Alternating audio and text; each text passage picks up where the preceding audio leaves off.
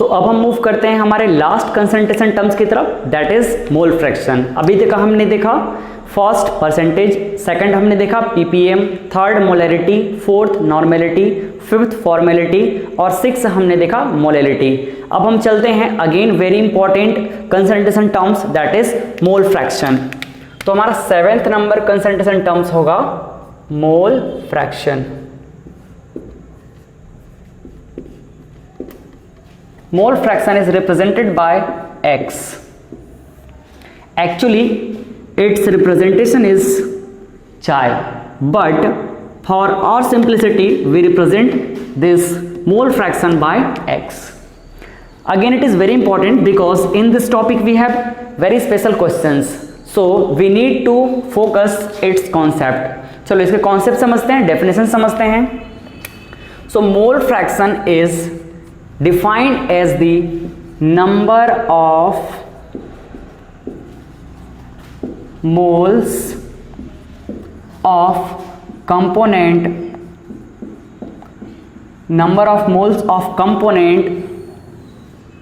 to the total number of moles of all components present in solution।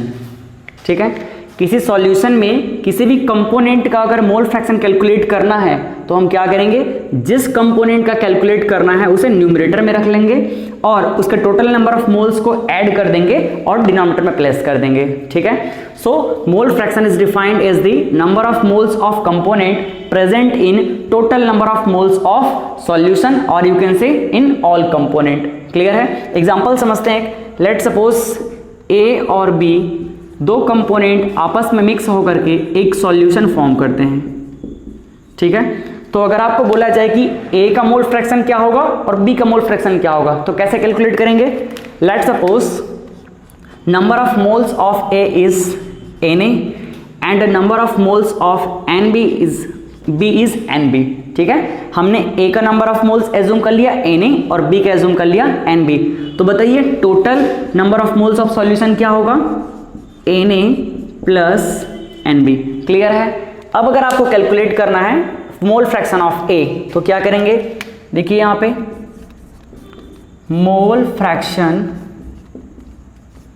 Of component A, it is defined as XA is equals to numerator में होगा number of moles of A upon total number of moles that is Na plus Nb।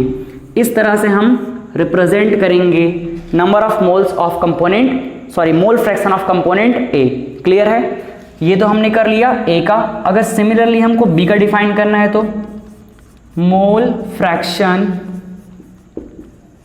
Of component B, so it is represented by xp and it is given by number of moles of B upon total number of moles that is Na plus Nb। so in this way we can define both component mole fraction। ठीक है, दोनों component के mole fraction इस तरह से हम represent कर लेंगे। लेट सपोज अगर इसमें और भी कंपोनेंट होते तो उनके भी हम इसी तरह से डिफाइन करते। क्लियर है। अब देखो यहां से एक इंटरेस्टिंग चीज, अगर हम इन दोनों मोल फ्रैक्शन को ऐड कर दें तो क्या होगा। नाउ XA प्लस XB, अगर हमने इन दोनों कंपोनेंट मतलब जितने भी कंपोनेंट प्रेजेंट है उसको हमने ऐड कर दिया, उनके मोल फ्रैक्शन को ऐड कर दिया तो क्या होने वाला है, देखिए यहां से हो जाएगा Na अपॉन XA की value Na upon Na plus NB plus XB क्या होगा NB upon Na plus NB। Clear है। इसको हम सॉल्व कर लेते हैं, सॉल्व करेंगे तो क्या हो जाएगा, बेस सेम है हमारा तो ये हो जाएगा Na प्लस NB और न्यूमरेटर क्या हो जाएगा Na प्लस NB। ठीक, अच्छे से लिखता हूँ इसको मैं। अब देखो न्यूमरेटर डिनोमिनेटर सेम है, इसका मतलब इसका वैल्यू क्या आ गया 1। तो यहाँ से एक चीज़ समझ आई, XA plus XB equal to 1, that is sum of mole fraction of all component is always unity। जितने भी कंपोनेंट प्रेजेंट है किसी भी सॉल्यूशन में, जितने भी कंपोनेंट प्रेजेंट है उन सारे कंपोनेंट के अगर मोल फ्रैक्शन को हम सम कर दें तो ऑलवेज उसकी वैल्यू क्या होगी, 1 होगी, ऑलवेज यूनिटी होगी। So sum of mole fraction of all component is always unity. Clear है? इसका यूज हम कहां पे करेंगे? इसका यूज हम तब करेंगे जब कैलकुलेशन टफ होगा और एक कंपोनेंट का अगर हमने कैलकुलेट कर लिया तो दूसरे कंपोनेंट के कैलकुलेशन को हमको इजी करना है तो हम 1 से माइनस कर देंगे, लाइक दिस। अगर हमको xb का पता है और x कैलकुलेट करना है तो x a इक्वल टू क्या हो जाएगा, 1 माइनस xb।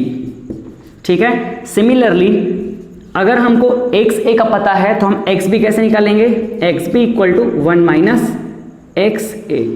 इस तरह से हम इसको यूज करेंगे। ठीक है, तो ये बड़ा इंटरेस्टिंग कॉन्सेप्ट है, इसे माइंड में रखिएगा। जितने भी कंपोनेंट है उन सब का मोल फ्रैक्शन का सम क्या होगा, ऑलवेज 1 होगा। ठीक है, सिमिलरली अगर एक और होता c टर्म्स तो हम क्या करते, xa plus xb plus xc equal to 1। Depend करेगा कि सॉल्यूशन में कितने कंपोनेंट प्रेजेंट है। तो ये हमने देख लिया मोल फ्रैक्शन का कॉन्सेप्ट। तो आपको क्या केयर करना है, आपको केयर करना है इस फॉर्मूले पे। ठीक है, एक्चुअली में फॉर्मूला कुछ है नहीं, फॉर्मूला क्या है, number of moles of that component upon number of moles of total component. ठीक है, अच्छा नंबर ऑफ मोल्स आपको तो पता ही होगा, तो नंबर ऑफ मोल्स क्या होता है, यहां शॉर्ट में लिखता हूं मैं। नंबर ऑफ मोल्स, वैसे कई बार हमने इसको डिस्कस कर लिया है, फिर भी देख लो। Number of moles n is equals to weight upon molar mass. ठीक है, जैसे अगर मेरे को यहां पर Na और Nb का कैलकुलेट करना हो तो हम क्या करेंगे, यहां पे शॉर्ट में मैं लिख देता हूं, देखो अगर हमको Na का नंबर ऑफ मोल्स चाहिए तो क्या हो जाएगा, weight of A upon molar mass of A। अगर हमको number of moles of B calculate करना है तो ये क्या हो जाएगा, weight of B upon molar mass of B। तो इस तरह से हम कैलकुलेट कर सकते हैं। क्लियर है? चलिए अब हम इस पे कुछ क्वेश्चन सॉल्व करते हैं, देन हमारा ये फिनिश। तो चलिए अब हम मोल फ्रैक्शन पे क्वेश्चन सॉल्व करते हैं। क्वेश्चन फर्स्ट रीड कर रहा हूं मैं। 40 gram of sodium hydroxide dissolve in 54 gram of water, calculate the mole fraction of sodium hydroxide. Question क्या बोल रहा है, सोडियम हाइड्रोक्साइड को किसमें डिसॉल्व किया गया, वाटर में। ये हमारे पास सोडियम हाइड्रोक्साइड NaOH को वाटर में डिसॉल्व किया गया है, वाटर H2O, और डिसॉल्व करने के बाद एक सॉल्यूशन फॉर्म किया गया है। ठीक, तो ये जो सोडियम हाइड्रोक्साइड है इसका कितना अमाउंट लिया गया है, सोडियम हाइड्रोक्साइड का 40 ग्राम लिया गया है। तो इसका वेट कितना है, वेट है इसका 40 ग्राम। ठीक, कितने ग्राम वाटर में डिसॉल्व किया गया है, वाटर का अमाउंट है 54 ग्राम। ठीक है, अब देखो हमको कैलकुलेट क्या करना है, मोल फ्रैक्शन। तो मोल फ्रैक्शन कैसे कैलकुलेट करेंगे, हमको मोल फ्रैक्शन कैलकुलेट करना है सोडियम हाइड्रोक्साइड का। तो क्या होगा, मोल fraction of sodium hydroxide that is mole fraction of NaOH, it is given by number of moles of sodium hydroxide, simple से मैंने n लिख दिया, upon number of moles of sodium hydroxide, चलो पूरा लिख लेता हूं मैं, NaOH plus number of moles of water. ठीक है, इस तरह से डिफाइन किया जाएगा number of mole fraction of sodium hydroxide. Sodium hydroxide का मोल फ्रैक्शन कैलकुलेट करना है तो हमको क्या चाहिए, सोडियम हाइड्रोक्साइड का नंबर ऑफ मोल्स चाहिए और वाटर का नंबर ऑफ मोल्स चाहिए। अब नंबर ऑफ मोल्स कैसे कैलकुलेट करेंगे, नंबर ऑफ मोल्स के लिए हमको चाहिए वेट अपॉन मोलर मास। तो वेट तो हमारे पास है, मोलर मास कैलकुलेट करना हमको आता है। तो देखो इसका मोलर मास क्या हो जाएगा, Mt इक्वल टू, इस फॉर्मूले से कैलकुलेट कर लेंगे, सोडियम का कितना होगा 23 और ऑक्सीजन का कितना होगा 16, 23 प्लस 16 कितना 39 और ये 140, तो ये आ गया 40 ग्राम। ठीक, वाटर का कितना होगा, वाटर का मोलर मास होगा 18। ठीक है, अब यहां से अगर हम इसका नंबर ऑफ मोल्स कैलकुलेट करना चाहें तो क्या हो जाएगा, number of moles of sodium hydroxide is equals to weight upon molar mass. तो कितना हो जाएगा 40 अपॉन 40 दैट इज 1। क्लियर है? सिमिलरली अगर हम वाटर का नंबर ऑफ मोल्स कैलकुलेट करें तो number of moles of water is equals to weight upon again molar mass. So weight कितना है इसका 54, मोलर मास कितना है 18, दैट इज डिवाइड कर दो 3 आ जाएगा। ठीक, तो हमको सोडियम हाइड्रोक्साइड का नंबर ऑफ मोल्स 1 मिल गया, वाटर का नंबर ऑफ मोल्स मिल गया 3। बस फॉर्मूले में पुट कर दीजिए, जैसे ही पुट करेंगे आपको इसकी वैल्यू मिल जाएगी। तो देखो सोडियम हाइड्रोक्साइड का कितना है, सोडियम हाइड्रोक्साइड का है 1, तो मैंने 1 पुट कर दिया। सोडियम हाइड्रोक्साइड का अगेन 1 और वाटर का कितना है 3। ठीक, सॉल्व कीजिए, कितना हो जाएगा 1/4 दैट इज 0.25। ठीक, तो हमको क्या मिल गया, सोडियम हाइड्रोक्साइड मिल गया 0.25। ये देख लीजिए, सोडियम हाइड्रोक्साइड मिल गया हमको 0.25। ये हमारा आंसर है।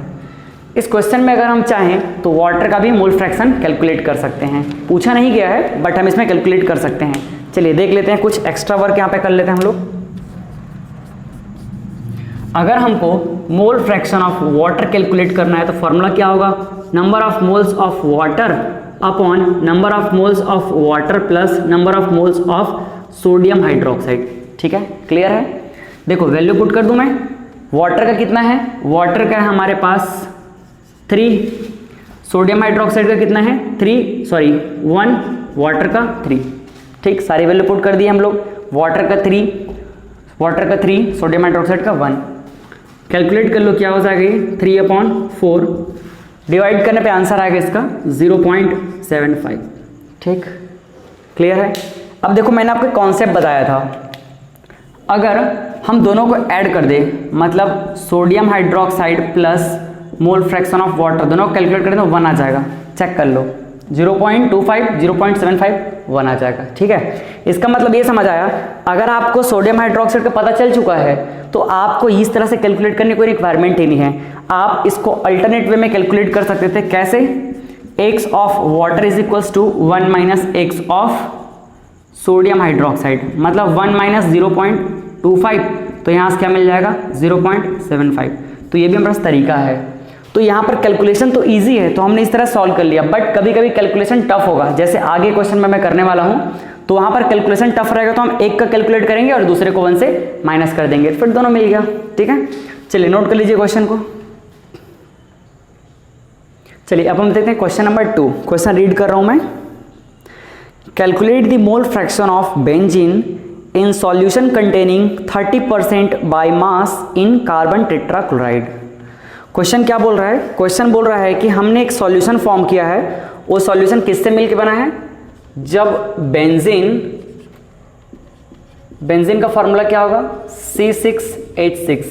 बेंजीन को हम किस में डिसॉल्व करेंगे, कार्बन टेट्राक्लोराइड जिसका फॉर्मूला होता है CCl4, और इसमें डिसॉल्व करने से क्या बन रहा है, एक सॉल्यूशन बन रहा है।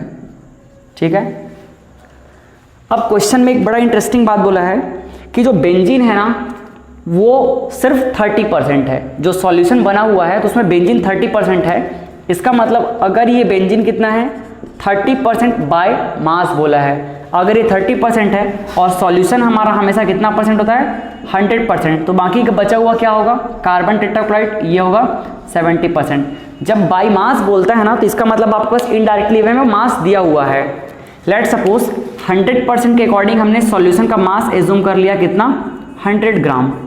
ठीक, तो 30% मतलब इसका मास कितना हो जाएगा 30 ग्राम और इसका मास कितना हो जाएगा 70 ग्राम, मतलब हमको यहाँ पर मास तो मिल गया।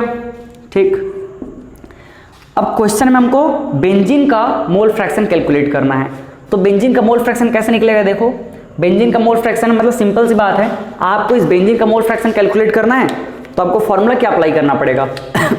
लेट सपोज देखो फॉर्मूला मैं लिख दूं क्या पहले, चलो फॉर्मूला लिख देता हूं, ये है mole fraction of benzene. Mole fraction of benzene, तो number of moles of benzene short में बी लिख दिया मैं, upon number of moles of benzene plus एक और कंपोनेंट क्या है कार्बन टेट्राक्लोराइड जिसको मैं सी ले लेता हूं, तो NC। आपको number of moles of benzene निकालना पड़ेगा और number of moles of carbon tetrachloride निकालना पड़ेगा। ठीक है, फिर आपका मोल फ्रैक्शन इजीली कैलकुलेट हो जाएगा। तो चलिए कैलकुलेट करें। नंबर ऑफ मोल्स कैलकुलेट करने के लिए दूसरी रिक्वायरमेंट क्या होती है, मास के अलावा मोल फ्रैक्शन। तो इसका मोलर मास, तो मोलर मास क्या होगा, इसका मोलर मास फॉर्मूला से कैलकुलेट कर लो, मेरे को पता है मैं डायरेक्ट लिख दिया 78 ग्राम पर मोल। ठीक, कार्बन टेट्राक्लोराइड का क्या होता है, कार्बन का होता है 12, क्लोरीन का होता है 35.5, तो आप कैलकुलेट कर लीजिएगा, इसका आ जाएगा 154 ग्राम पर मोल। ठीक है, अब आप इसका अगर मोल फ्रैक्शन कैलकुलेट करने चलते हैं तो क्या मिलेगा, देखो इसका पहले तो नंबर ऑफ मोल्स कैलकुलेट करना पड़ेगा। तो नंबर ऑफ मोल्स देखो, number of moles of benzene is equals to weight upon molar mass, that is 30/78, ठीक।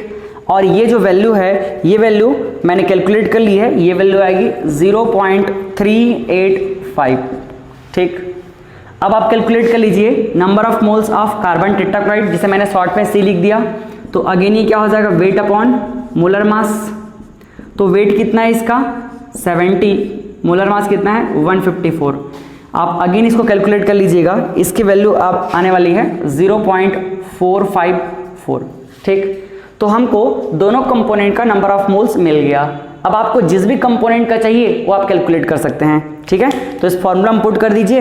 देखो यहां से क्या हो जाएगा, mole fraction of XB equal to NB upon NB plus NC। तो NB कितना है, NB की वैल्यू है 0.385, अगेन NB है 0.385 और NC की वैल्यू मतलब कार्बन टेट्राक्लोराइड का नंबर ऑफ मोल्स कितना है 0.454, ठीक है। इसको सॉल्व कर लीजिएगा, सॉल्व करने पे आपके पास वैल्यू आने वाली है 0.458। ये है मोल फ्रैक्शन ऑफ बेंजीन, ठीक है। तो ये देखो हमने कैलकुलेट कर लिया मोल फ्रैक्शन ऑफ बेंजीन, कितना मिला हमको 0.458।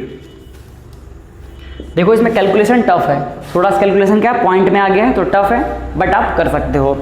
अच्छा देखो, अगर हमको इसमें कार्बन टेट्राक्लोराइड का भी मोल फ्रैक्शन कैलकुलेट करने के लिए बोल दिया जाता तो अब इसको हमको कैलकुलेट करने में ही काफ़ी दिक्कत हुई है। पॉइंट में हमने सॉल्व किया है, इसीलिए मैंने डायरेक्ट वैल्यू रख दिया, ठीक है। तो आप फिर से इसी तरीके से सॉल्व करेंगे कार्बन टेट्राक्लोराइड का तो आपका टाइम वेस्ट होगा। तो आपको करना क्या है, आपको वो शॉर्ट तरीका यूज करना है, आपको उस फॉर्मूले का यूज करना है। मतलब number of moles of benzene plus number of moles of carbon tetrachloride equal to कितना होगा 1। जितने भी कंपोनेंट है सबका क्या होगा 1। तो आपको अगर इसका कैलकुलेट करना है, क्योंकि आपने बेंजीन का कैलकुलेट कर लिया, तो क्या हो जाएगा XC equal to 1 minus XB। तो number of moles of CCl4, C मतलब CCl4 कितना हो जाएगा 1 माइनस XB कितना है देखो 0.458, ठीक है। ये 0.458। अब इसको माइनस कर लीजिए, जो आएगा वैल्यू वही आपका आंसर होगा, ठीक है। देखो क्या हो जाएगा, इसका वैल्यू क्या आ जाएगा जब माइनस करेंगे तो ये हो जाएगा 2, ये हो जाएगा 4, फिर हो जाएगा ये 5.0, ये आ जाएगा आपका XC। क्लियर है। वापस आप प्लस करेंगे दोनों को तो आपको वैल्यू क्या मिलेगा 1 मिलेगा। तो इस तरह से शॉर्ट में आप सॉल्व कर सकते हैं। तो हमने अभी मोल फ्रैक्शन पे क्वेश्चन देखा, ये एक बेसिक क्वेश्चन देखा। हम एक और वीडियो लेक्चर तैयार करेंगे जिसमें हम डिफरेंट क्वेश्चन लेंगे, अलग अलग मोल फ्रैक्शन, मोलारिटी इन सब पे क्या होगा कंबाइन क्वेश्चन होगा। तो आई थिंक यहाँ तक हमारा कंसंट्रेशन टर्म्स अच्छे तरीके से क्लियर हुआ है। अच्छा एक छोटा सा चीज़, कभी कभी क्वेश्चन ऐसे पूछता है कि कौन सा कंसंट्रेशन टर्म्स टेम्परेचर पर डिपेंड करता है और कौन नहीं करता है। तो चलिए उसके कॉन्सेप्ट को हम समझते हैं। तो अब हम देखेंगे कौन कौन से कंसंट्रेशन टर्म्स ऐसे हैं जो टेम्परेचर पर डिपेंड करेंगे और कौन कौन डिपेंड नहीं करेंगे। तो वो सिंपल सी बात है, जो भी कंसंट्रेशन टर्म्स वॉल्यूम पे डिपेंड करेगा, जो वॉल्यूम पे डिपेंड करते हैं, ऐसे कंसंट्रेशन टर्म्स टेम्परेचर पे भी डिपेंड करेंगे, ठीक है। जो वॉल्यूम डिपेंडेंट होंगे वो कंसंट्रेशन पे भी डिपेंड करेंगे, ठीक है। तो मैं एक छोटा सा डिफरेंशिएशन कर देता हूं दोनों में। इस साइड में लिख देता हूं टेम्परेचर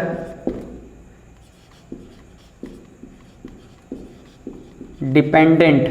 तो टेम्परेचर पे जो डिपेंड करेगा वो क्या होगा, वॉल्यूम पे डिपेंड करने वाला होगा, ठीक है। तो इसको मैं लिख देता हूं वॉल्यूम डिपेंडेंट।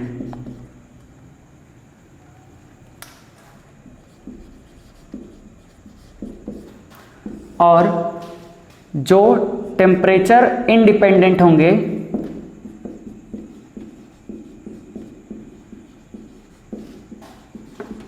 वो क्या होंगे, वॉल्यूम इंडिपेंडेंट होंगे।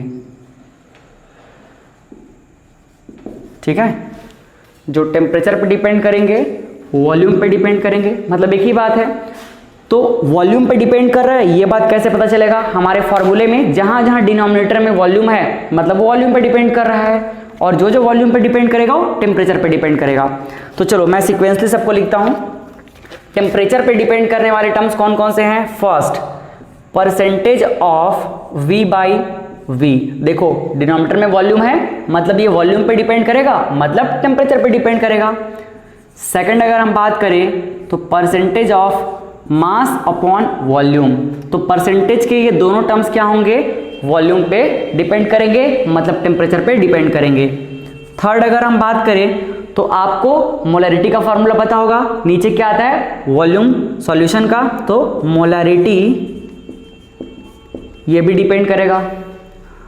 फोर्थ अगर हम बात करें तो नॉर्मेलिटी भी किस पे डिपेंड करती है, वॉल्यूम पे, डिनोमिनेटर में वॉल्यूम आता है ना, तो नॉर्मेलिटी भी किस पे डिपेंड करेगा, टेम्परेचर पे डिपेंड करेगा। फिफ्थ, फॉर्मेलिटी, इसके भी डिनोमिनेटर में क्या आता है वॉल्यूम, मतलब ये वॉल्यूम पे डिपेंड करता है तो टेम्परेचर पे डिपेंड करेगा। ठीक है, और कौन सा आया, पीपीएम में भी आ जाएगा। देखो 6 number, ppm of V by V, और 7th नंबर आ जाएगा ppm of mass upon volume. तो ये सारे टर्म्स ऐसे हैं जो किस पे डिपेंड करते हैं, वॉल्यूम पे डिपेंड करते हैं मतलब टेम्परेचर पे डिपेंड करते हैं। अब जो वॉल्यूम पे डिपेंड नहीं करते हैं वो टेम्परेचर पे भी डिपेंड नहीं करेंगे, तो देखो वो कौन कौन से हैं। सबसे पहले तो हम देख लेते हैं परसेंटेज में, जो मास अपॉन मास परसेंट है, इसमें वॉल्यूम का कोई रोल ही नहीं है तो ये टेम्परेचर पे डिपेंड नहीं करेगा।